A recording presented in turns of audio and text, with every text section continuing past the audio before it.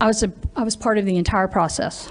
I was on the voter review panel, so I understand part of this. So, thank you for helping the others understand it. What was the hand recount? Or did it match the machine count in Coffee, or do you know? It was off by, I don't have the exact numbers. I have the printout here and I can look at it and I can tell you what that was for Coffee County. Do you want me to look at that? I have it printed. We can talk about it later on. I was Okay. just wondering because There was some variance. The big difference came in the recertification when we had to do the recount. we had So- heard something about that, and that's kind of what I thought you might be talking more about. And I don't understand where the numbers were different, and if the chairman would indulge on the time, we've heard Yes. about that, but I'm not sure that I understand it, and I was just wondering if you The could problem briefly was explain they it. could never reduplicate what happened on election night, and every time they ran the numbers, they got a different number. Through the scanner? Yes, sir. How So- many times did that happen? 5 times. They ran 15,000 ballots 5 times. And you received 5 different numbers each? They sure did. Mr. Chairman, if I can ask another Yeah. question. I'm upset, and I know Georgians will be upset if it's one-off, so I'm not trying Yes. to diminish that at all. Do you know what the range was? Anywhere from, at one point, I'm trying to remember, I know that at one point Jorgensen had 100 extra votes. The variance was somewhere around 50, going back and forth. But the problem was they could never duplicate it. They couldn't get the same count twice in a row. Right. And you should be able to, at least but within one vote. And none of those machine counts matched the actual hand count later on, or do you know? No. Or nor election night results. Okay. Senator Heath? Ms. Latham, do you know if, when you adjudicate a ballot, does the Dominion system keep a record of that there was a ballot that had this, this is what it looked like before adjudication and this is what it looked like after adjudication? I will say I'm not a computer expert, and do I know the Dominion system inside and out? No. However, I've been told there's no record. Our supervisor said she can see no record that she adjudicated X amount of ballots. And I do know that when we did the recount, we came up with one that was odd, and I went, oh, I remember we had to adjudicate. I just happened to remember that one because they wrote Jesus Christ down and misspelled Christ. So I happened to remember that one. And, that was one that came up that was different. But she said she can see no record on her end if there is any record of adjudication. So far as you know, you can't audit that process. You can't go back and review. Not that from the process. county end. Can we see that at all? Okay, thank you. Yes. Okay. Okay, well, thank you for making the long trip up here. We Sure. appreciate your time. Yeah. Trip up here. We Sure. appreciate your time. Yeah. If I may ask a question. Yeah, yes. Preston Halliburton, attorney of counsel. Giuliani legal team, Mr. Chairman, members of the committee. Kathy, as your attorney in the matter, obviously, we're asserting whistleblower status. There's been issues with other witnesses having been retaliated against after their testimony, so we're taking precautions to protect her in that matter, and I thank the committee for considering that. Ms. Latham, was that 15,000 you talked about, was that ever actually certified?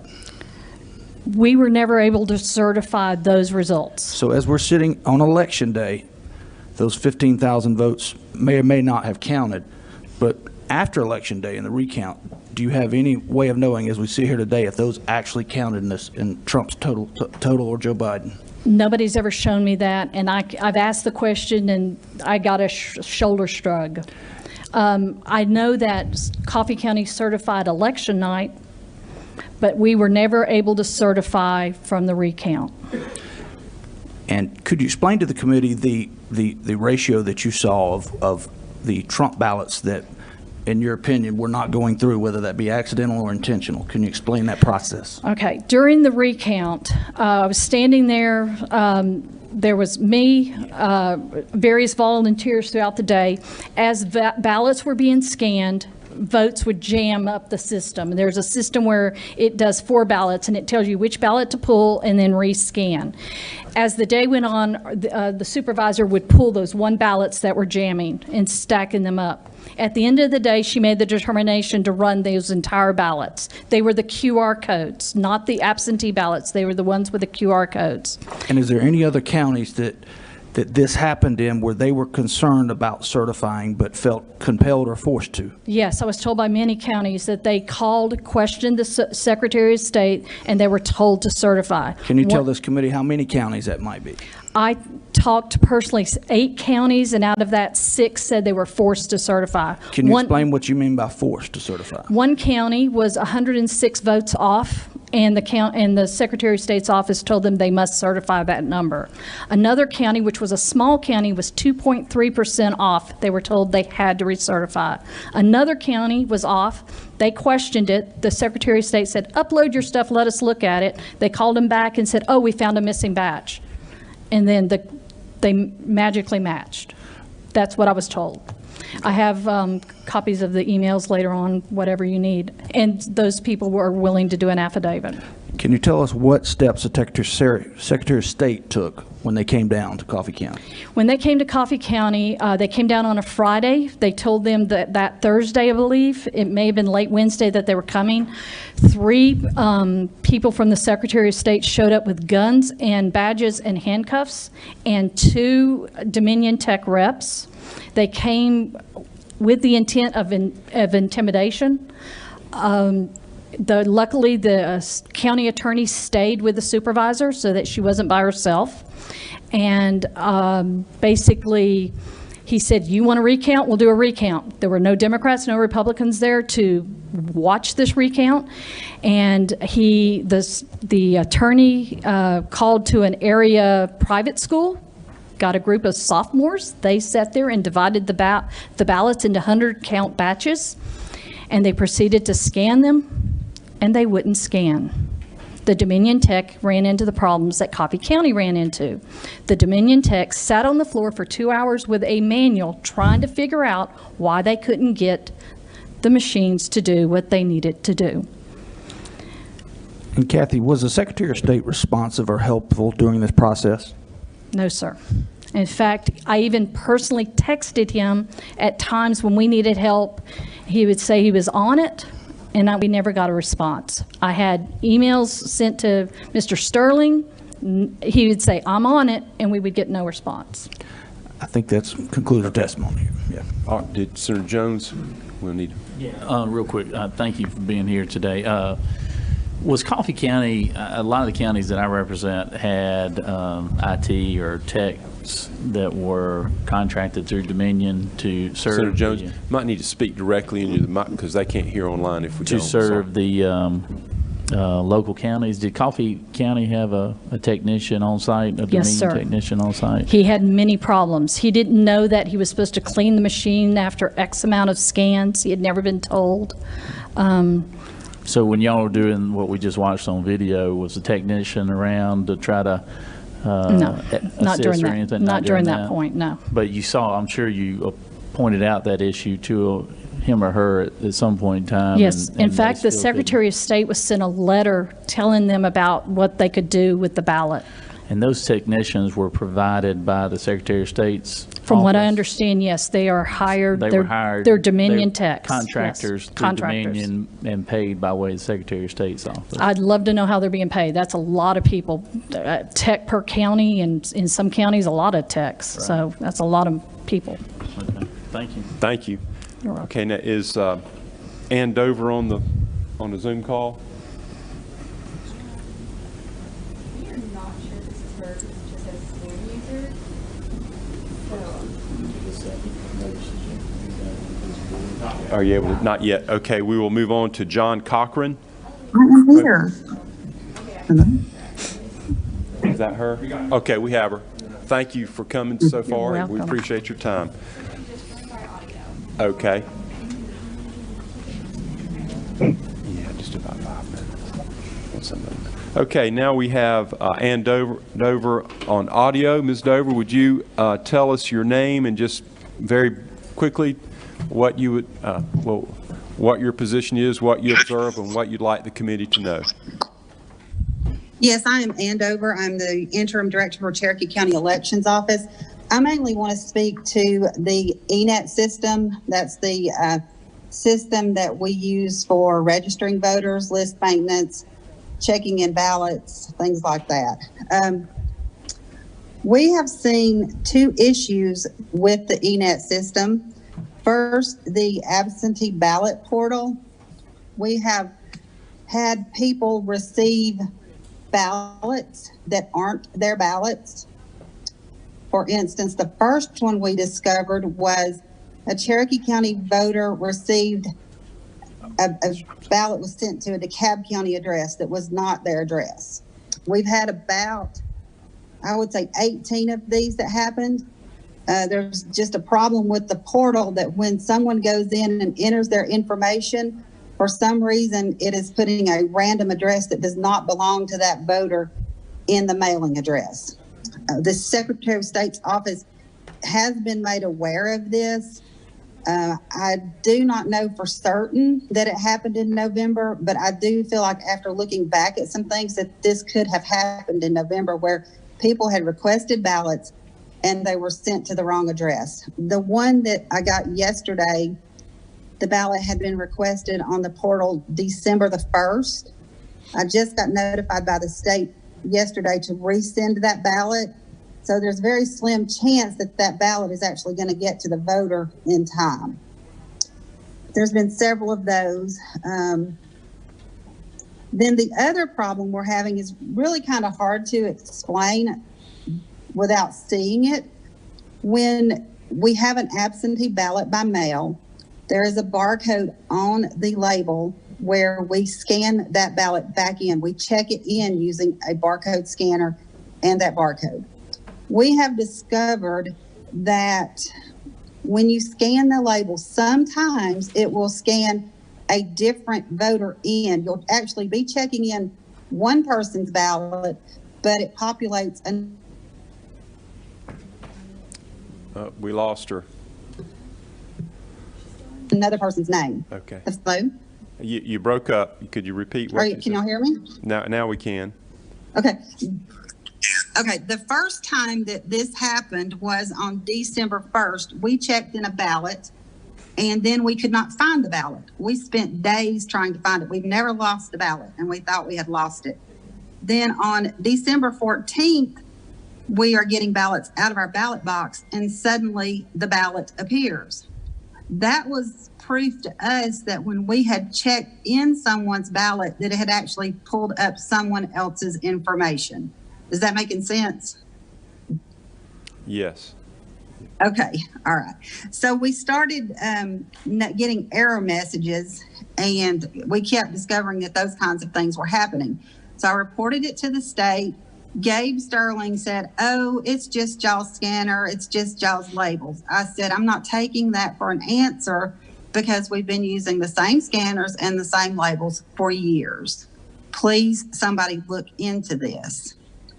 So a few days went by and they were still trying to blame it on the scanners and we were still seeing errors. I'd have screenshots, pictures, lists of all the errors that we were seeing. So I called our liaison, told them about this again, and they got on a Zoom call with us because the state could not recreate what was happening. And I said, well, it's still happening.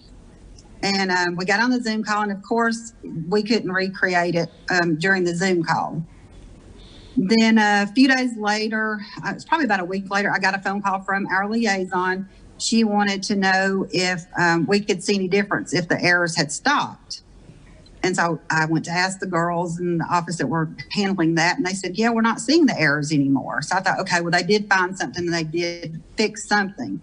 I'm still a little bit concerned about the system because I do feel like we have issues with it because we are still seeing the portal issue, not so much seeing the barcode scanning issue.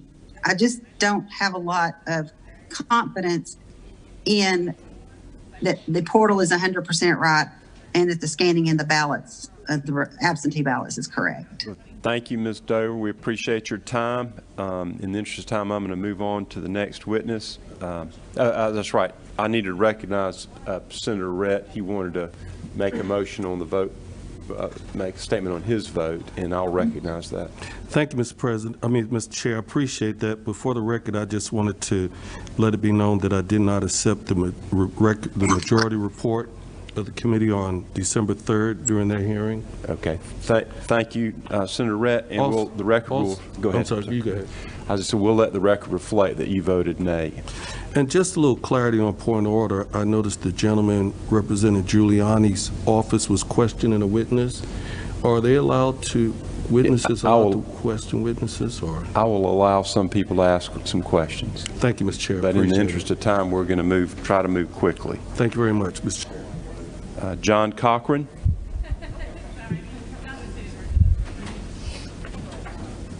Here he is, Mr. John Cochran.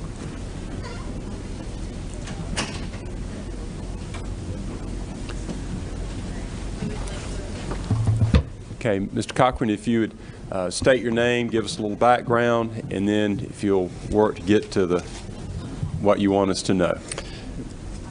John Cochran.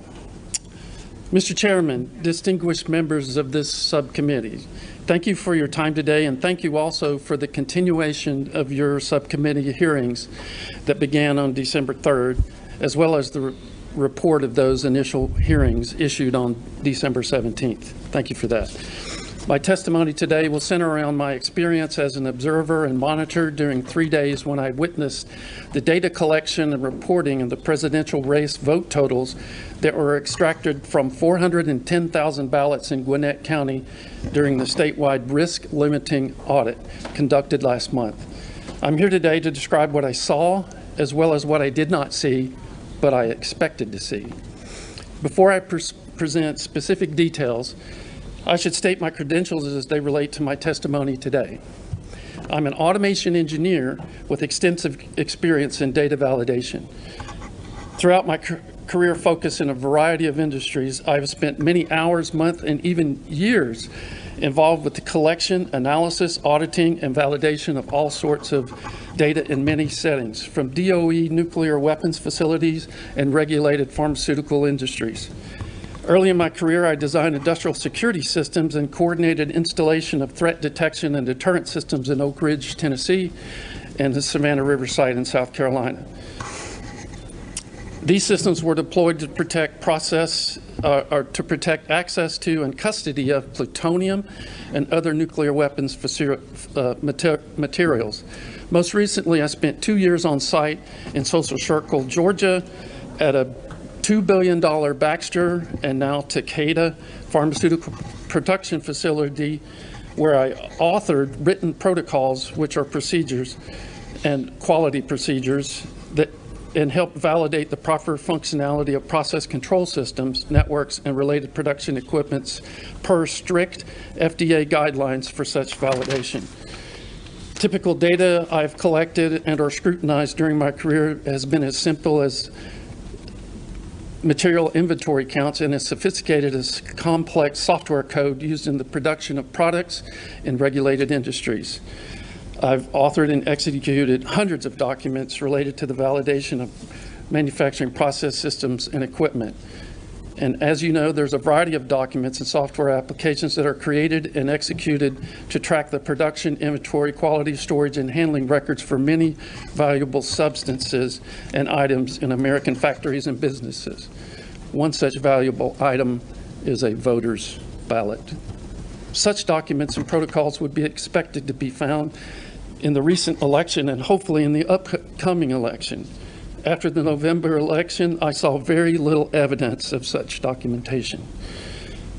My election monitoring activities transpired over 3 days, where I was present for a total of 20 hours on November 14th, 16th, 17th in Gwinnett County. Because of my 35-year involvement in such data analyses, I was keenly focused on the data collection process during the purported risk limiting audit. A very detail of my experiences in Gwinnett is contained in my affidavit. It contains specific observations and conversations with election officials and hired consultant who is most familiar with the Arlo system, which is the risk limiting audit software. What follows are key facts that I observed and discovered during and subsequent to the purported risk limiting audit. The Arlo software was used to tally 5 million votes in Georgia. Supposedly, it was used in each of the 159 counties. Prior to the November 3rd election, the Arlo software had never been used in Georgia before. We had no experience with it. The Arlo system is purported to be an independent auditing system that was used to compare manual vote counts to the Dominion system count in Georgia. The Arlo system is owned by Voting Works, a nonprofit company of approximately 10 employees based in California that is primarily funded and sanctioned by DHS and CISA. Former director of CISA, Chris Krebs, described the Arlo software in a November 2019 article 1 year before the election. At a time when we know foreign actors are attempting to interfere and cast doubt on our democratic process, it's incredibly important elections are secure, resilient, and transparent. For years, we have promoted the value of auditability in election security. It was a natural extension to support this Arlo open source auditing tool for use by election officials and vendors alike. Voting Works founder Ben Adida stated in the same article, CISA helped fund the engineering development of Arlo to ensure it was free and open source. Free meaning no cost, open source meaning easily accessible by a coder to see how the code works. In addition to the software, CISA's organization will be offering states, this was a year ago, low-cost hosting and support options, as well as training on how to customize the software for their specific election process. It would be nice to know how much Georgia taxpayer dollars were spent on this free system and its consultants. In addition to Georgia, the Arlo software has been deployed in other states. Pending audits are being considered or had been considered for Pennsylvania, Michigan, Wisconsin, Missouri, Virginia, California, Colorado, Rhode Island, and Ohio. I should note that all the states that will use Arlo may not use it the way Georgia used it. Georgia used it to do a 100% audit of 5 million votes.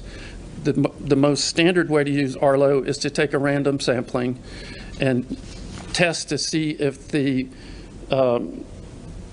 votes show that the statistically relevant number of ballots did or did not deviate from the final margin. So they're just looking at margins as they test the random ballots. I have, in my written statement, I have links to the sources for these states that are considering using Arlo or did use Arlo. The Arlo software is an internet cloud-based web application. There is no need for local servers. The tallying computers contain the Arlo client software, which is a small piece of software that is phoning home to the mothership. And it's connected to the internet via local wireless network. Each tallying table in Gwinnett County contained one laptop and 2 election workers who would enter data into the Arlo application. From what I could see from 6 feet away, that there were 2 people sitting side by side, entering data and verifying the data from batch tally sheets. They entered into the database form the batch ID, the vote count for Trump, the count for Biden and Jorgensen, and then the total. Individual batch tally sheets had contained handwritten ballot totals recorded onto a standard paper form earlier by election workers who were actually counting the physical ballots, a stack at a time, an average of 100 ballots per sheet. Sheets were signed by election workers who had previously counted them at separate tables. At peak times, there were approximately 50 laptops on the counting floor. At least one Post-it note was seen on an election worker's table containing the wireless password for the 50 computers to connect to a local network used to transfer Arlo data via internet to the Secretary of State's office. I asked a visiting consultant at the Gwinnett site, who was very familiar with Arlo and was obviously responsible for the training of the workers there, about the location of local Arlo server and if local backup tallies were being kept. She responded that there were no central collection server computer or local tallying application located in Gwinnett County or any other county in the state as far as she was aware. So wait a minute, let me stop you right there. Are you saying that there was that information that was put into the Arlo system was not kept locally? That's correct. And it was sent to the cloud? 5 million of them. Okay, thank you. As far as she was aware, no such counts of independent data or their existence were being kept. For each county to obtain final Arlo results, the state would notify them of their total. This is referred to as a top-down auditing process, and it's not a preferred method of formalized validation, which deploys a bottom-up approach. The numbers from the bottom challenge the numbers at the top, not the numbers at the top tell the bottom what they counted. That's just backwards. I provided detailed information in my affidavit of the Arlo system regarding the open source aspects of it that, while transparent, also make it vulnerable, especially since the code that is used to execute can be seen and analyzed by outside sources. Furthermore, a cloud-based web app can easily be intercepted by those in the know, especially anyone who contains a network password. Lastly, my affidavit shows actual code available in the public domain and linked to by the VotingWorks webpage. There is at least one code example that has been on the reference site for over 8 months that can be used to hack Arlo applications. The code example includes detailed coder's notes that describes how to detect a hack attempt, but more alarmingly, how to actually grant administrative access to any user who turns that access on and off by simply setting a programming variable. Many of you are aware that the Arlo audit that was deployed at the request of the governor's office was used to collect and tally presidential vote information from approximately 5 million, or 100% of the ballots cast in 159 counties in Georgia. I have repeatedly referred to the Arlo tally as a purported audit because I personally do not believe that a bona fide audit was actually performed. A true audit would have collected additional validation data in the form of independent backup data from the 159 counties. If such an independent check of all the collected data was actually performed and has not been reported by the Secretary of State's office to the public as far as I'm aware. And I've looked all over his site for all of the files, and I've analyzed a lot of data sheets, and I've not seen any independent count of Arlo data or challenging of the Arlo data by an independent source of data. Hopefully, this backup data still exists in the form of the paper ballots that were being entered electronically. There's a piece of paper out there. There's in the state of in Gwinnett County, there's probably 4,000 of those sheets of paper, and across the state, there's probably 50,000 of those sheets, so if everybody followed the same procedure. According to Georgia's local government records retention schedules, LG 07056, on recount records, all records related to recounting or recanvassing of the votes cast in an election shall be retained for 2 years. So Georgians and their elected and appointed officials have 23 months, if so compelled, to perform a more formalized actual validation of the presidential race vote count, using batch sheet records that must be maintained in each county as required by law. I contend that such an audit can be conducted in a far less intensive data validation process compared to counting every vote again. For your committee's considerations, I have provided a suggested procedure appended to the end of my written statement describing a simple validation process for the Arlo data.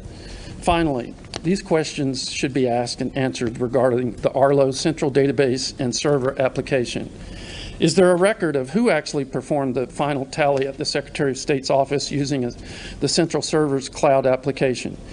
Were any of these central server administrators connected to Dominion as employees or consultants?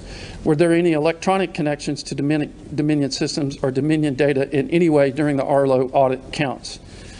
were the Arlo server administrators comprised of properly trained elections officials who were employees of the state of Georgia or appointees? Were any Arlo server administrators outside consultants whose names and credentials can be shared with the public?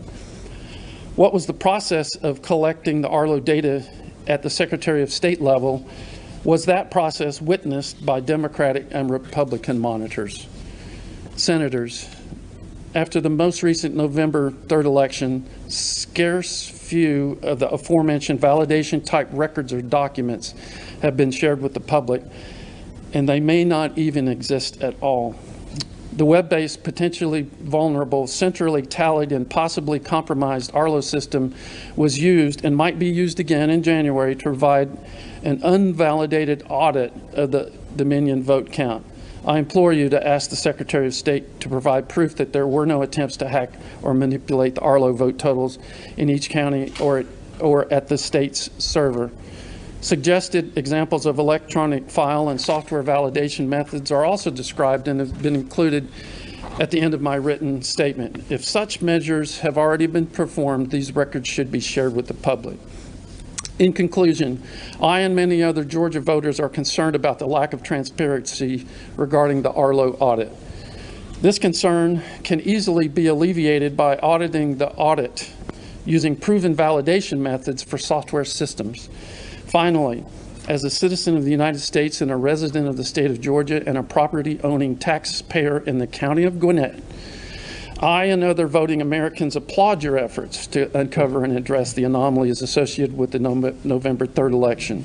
We are also watching with vested interest to see if any of your findings or recommendations will actually be implemented in the collection of, reporting of, auditing of, and finally validation of and certification of the upcoming January Senate race. The eyes of the nation and the world are focused on Georgia's ability to conduct a fair and transparent election. Thank you again for your diligent efforts to take what was and is still being learned, and to the extent possible, applying those lessons learned to restore the public's trust in accurate results of the Senate runoff next week. These same sentiments apply for future elections in the great state of Georgia. Thank you, Mr. Cochran. Thank you. Appreciate you being here. We've got to move on, so I'm not going to take any questions here. I'm going to ask Ms. Marcy McCarthy. Appreciate you being here. Thank you for your testimony. And we need to make sure that I have a copy of the affidavit that you were referring to, please. A little taller. Good morning, everybody. I'm Marcy McCarthy, and I'm a successful businesswoman in the cybersecurity industry. I was also elected as a 2020 national delegate for the Republican National Convention. In 2020, I served on the voter review panels known as VRPs, representing the DeKalb GOP during the presidential primary in June, the August runoffs, and the general special elections in November. Today, I'm going to share with you how the processes and controls were either altered and removed entirely for the general special elections that were in place in the June presidential primary and in the August runoffs, which caused several irregularities and inconsistencies within the VRPs in DeKalb County. Specifically, the role and the composition of the VRP changed from a two-person bipartisan panel to a four-person non-objective panel, which resulted in two pairs of VRPs operating independently for each other, for 5 days during the adjudication process.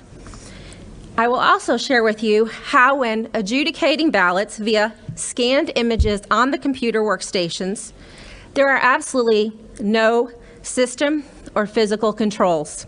There's no audit capabilities either to protect the integrity of the ballot as it is originally cast. We also could not protect the changes that we were making to the general election sections of the ballot. Additionally, computer IDs were shared amongst election personnel on the workstations that we were assigned to for the ballot adjudication process by the VRP. This made it absolutely impossible to track what work was done and who made this work. The duplication of the absentee ballots and the military ballots did not have witnesses as required by Georgia Election Code. Unlike the summer elections, the duplication ballots. Wait a minute, let me stop you right there. I want to catch that. So if there's an adjudication of an absentee ballot, does that require you to create a new ballot? Through the system. Through the system. On the scanner. On So the you're scanner. modifying the original ballot, and then if you can't complete the voter review panels, because there were two separate entities to them, we had a Republican and a Democrat, and a nonpartisan component. We were instructed to only do any type of adjudication to the general components of the ballot. The nonpartisan component or the nonpartisan VRP was asked to do the special election components as well as the constitutional questions on the ballot. So we had no oversight whatsoever in terms of bipartisan for the special election components of the ballot. Okay, all right. And they could undo our work, but I'm going to get into that in just a few minutes. But did you have additional questions, Senator? Go ahead. Okay, thank you. So these ballot duplications in the November election were done by DeKalb County Election Office personnel in a separate location and time frame that were outside the oversight of any VRPs. It is also my understanding that the duplication of the ballots in January's runoff election will be facilitated in the same manner. Because there's no checks and balances in the absentee ballot authentication process, human error caused 2 voters in DeKalb County to be disenfranchised that was unbeknownst to them, as their absentee ballots were cast from a primary election and the outer and inner envelopes had already been separated. There's also an inherent bias in the VRP once working as a single body. So let me explain a little bit to you about the VRP, the Voter Review Panel. As we heard earlier, it is to determine the voter's intent, and is to be done so in a bipartisan manner. During the combined presidential primary and the runoff elections, the VRP was comprised of a Republican and a Democrat, and it was truly bipartisan. However, the general special election VRP was comprised of 4 people, a Republican, a Democrat, and 2 nonpartisans. These nonpartisans were represented by the League of Women Voters, which claims that they don't support or oppose candidates, but absolutely support a variety of progressive public policy positions lining with the Democrat Party. So in practice, the VRP composition during the general special election was comprised of 1 Republican and 3 de facto Democrats. Although the Georgia Secretary of State's office authorized a start date of October 19th, 2020, the VRP panels in DeKalb County did not commence their work until October 28th, 2020. For 5 days, the Republican and the Democrat participating in the bipartisan portion of the VRP only adjudicated the general election components of the ballot and put over 800 absentee ballots into a system quarantine mode for the nonpartisan VRP to adjudicate the special Senate election, constitutional amendments, and other questions on the ballot. These 800+ ballots were adjudicated separately with no partisan oversight and done via an honor system. This was done to expedite the workflow of the VRPs due to the high volume of absentee ballots, a delayed start, and there was only 1 pair of nonpartisan VRPs for 5 to 7 pairs of bipartisan VRPs.